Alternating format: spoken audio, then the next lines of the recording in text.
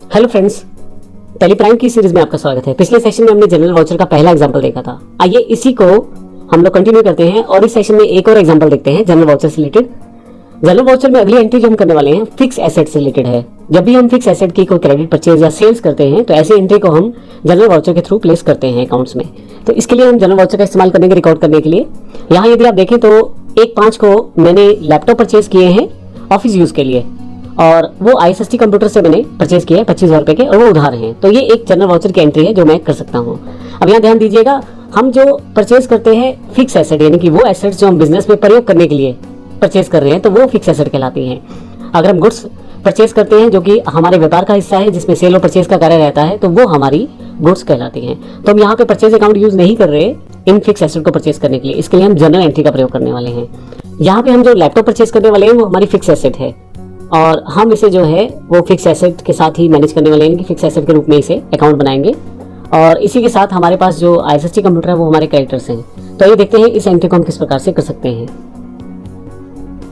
तो ये एंट्री हमारी 25,000 रुपये वाली होने वाली है, और इसमें हमने लैपटॉप जो परचेज किया है वो हमारा फिक्स एसेट्स है। तो आइए देखते हैं। सबसे पहले हमें एक लेजर क्रिएट करना पड़ेगा जो कि हमारा लैपटॉप का लेजर होगा।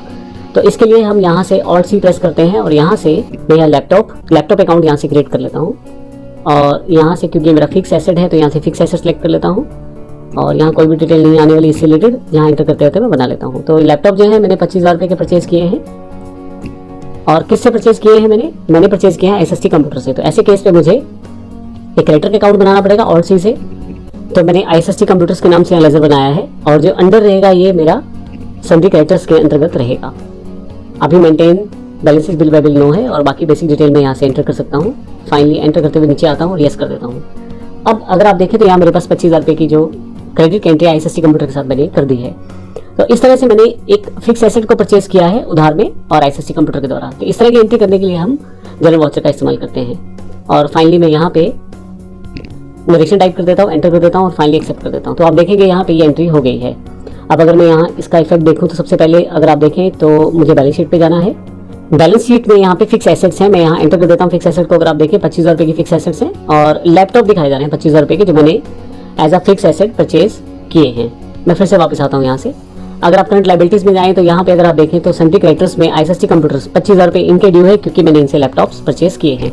तो इस तरह से आप जब फिक्स एसेट परचेज करते हैं और वो भी क्रेडिट पे करते हैं, तो उसकी एंट्री करने के लिए भी आप जनरल वाउचर का इस्तेमाल करते हैं। अगर मैं डे बुक पे चला जाऊँ यहाँ से, तो आप देखेंगे यहाँ पे जो आपने लैपटॉप परचेज किया वो जनरल वाउचर के थ्रू है। अगर आप एंटर करें तो उसकी फिर से एंट्री को देख सकते हैं। तो इस तरह से हमने देखा कि कैसे हम जनरल वाउचर के थ्रू फिक्स एसेट की परचेजिंग को दिखा सकते हैं। अगले सेशन में फिर से जनरल वाउचर को ही कंटिन्यू करेंगे। धन्यवाद।